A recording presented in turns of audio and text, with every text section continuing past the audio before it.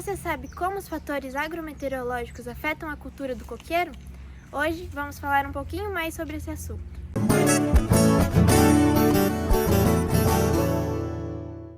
Bom, o coqueiro, ele pertence, o nome científico de Cocos nucifera, pertence à família Aricácea, é classificada no gênero Cocos, sendo a única planta do reino Plantae.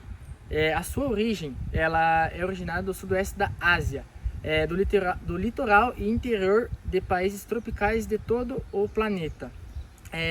Você sabia que o coqueiro é chamado de árvore da vida, em muitas culturas, no caso, por conta de praticamente todas as suas partes podem ser utilizadas, desde o fruto até o tronco.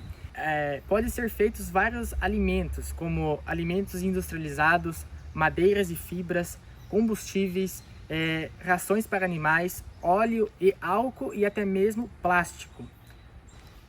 Os principais produtores do coqueiro no mundo destacam-se nos países da Ásia, como Filipinas, Indonésias, Índia, que ocupam 73% desta área e participam com 74% da produção no total.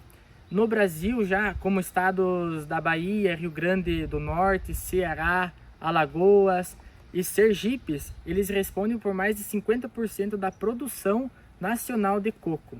Agora eu vou estar falando um pouco sobre uma tabela feita no Brasil, sobre uma pesquisa que foi feita uma área plantada de 190 mil hectares, onde teve uma área colhida de 189 mil hectares e uma produção em toneladas de 1.829.000 toneladas, e uma produtividade de frutos de 9.654. Essa fonte foi feita no IBGE em 2023.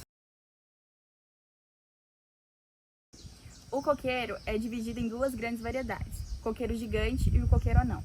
O coqueiro gigante é dividido em do Brasil, coqueiro gigante do oeste africano, coqueiro gigante de Rennell e coqueiro gigante da Malásia. Já o coqueiro anão é subdividido em anã verde, vermelho e amarelo.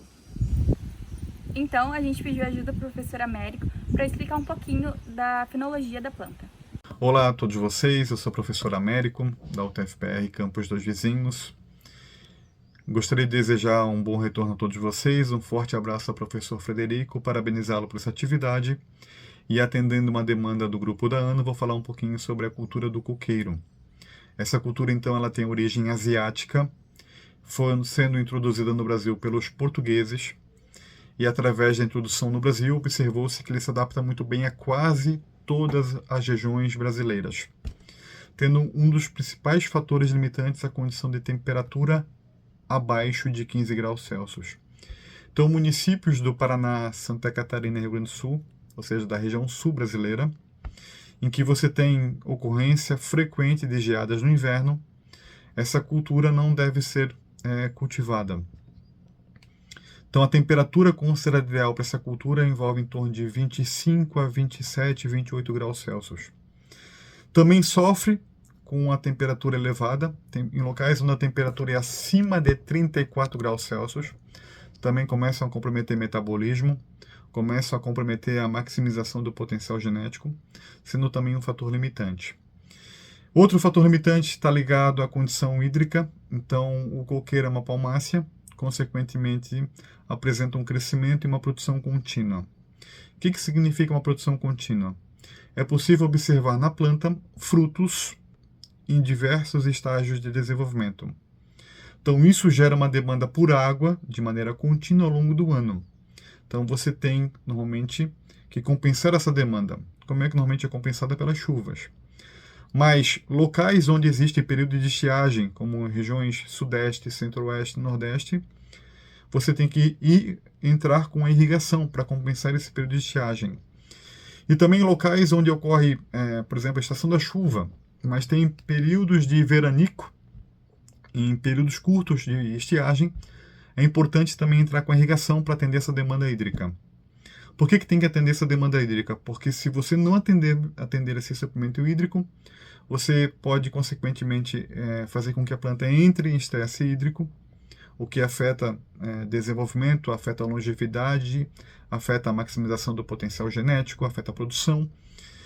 E também você tem como consequência o estresse nutricional vindo em sequência. Por quê? Porque se não entra água, não entra nutriente.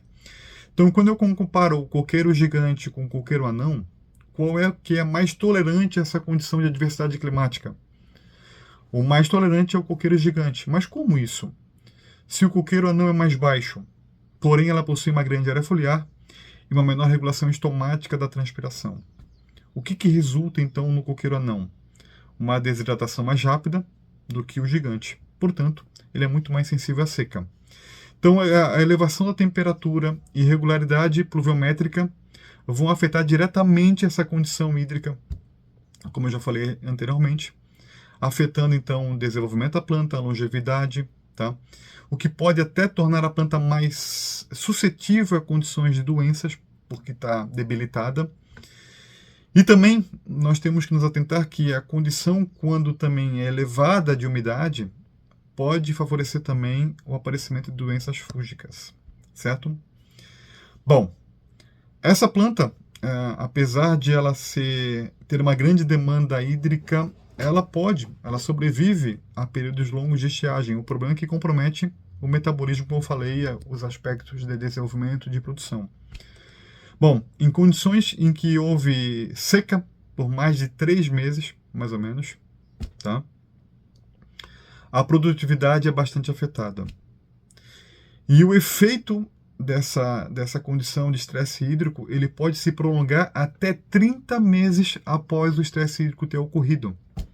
E o que ele manifesta como consequência? Aborto de inflorescência, redução no número e no tamanho de fruto, pode afetar até o volume de água do coco colhido verde, no peso do albúmen sólido no fruto colhido maduro, tá? E esse efeito ele pode ser observado durante 1 ano, 2 anos após esse período de estiagem, como eu falei, até 30 meses, tá? Tudo vai depender do quê? Da emissão da inflorescência ou do cacho em desenvolvimento submetido a esse estresse hídrico. Portanto, né, o suprimento hídrico adequado é uma das principais exigências do cultivo do coqueiro para que possa, então, maximizar o potencial genético, apresentar um bom desenvolvimento e um rendimento aceitável. Então, agradeço pela oportunidade, desejo a vocês um bom trabalho, fiquem com Deus. Sobre as condições meteorológicas, a temperatura média ideal é de 27 graus. Acima de 38 graus causa queda na produção e abaixo de 15 graus Celsius causa problemas fisiológicos na planta. A pluviosidade ideal é de 1.800 milímetros anuais, sendo 150 milímetros mensais. Eu vou explicar um pouquinho sobre o gráfico que fala sobre o monitoramento atmosférico e hídrico em áreas experimentais, com impacto da irrigação no clima e no solo durante o fenômeno Lanina. No grupo A, temos umidade do solo, irrigação e precipitação. Na área irrigada, ela tem uma umidade muito alta, então não vai precisar de tanta precipitação da chuva. Ela também chega já ao seu ponto de capacidade de campo mais rápido.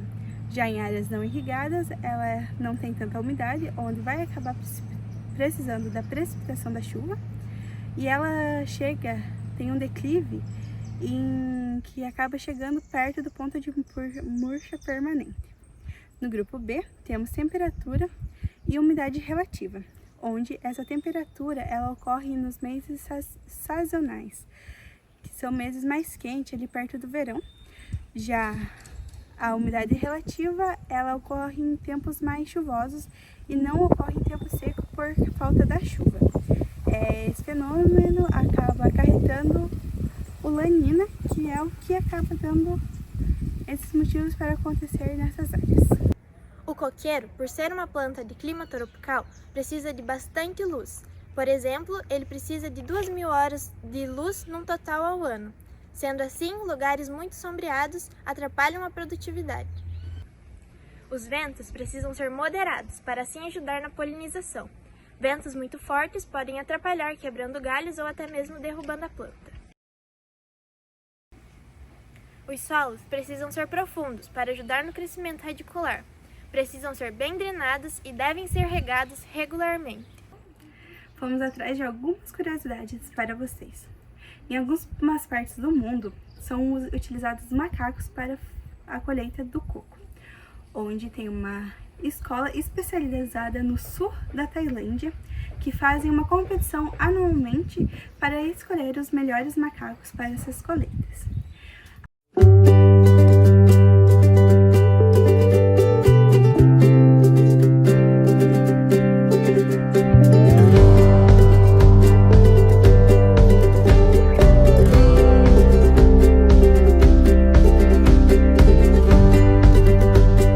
Havaianos usam o tronco oco para dar forma de um cilindro, usados para recipientes ou para canoas.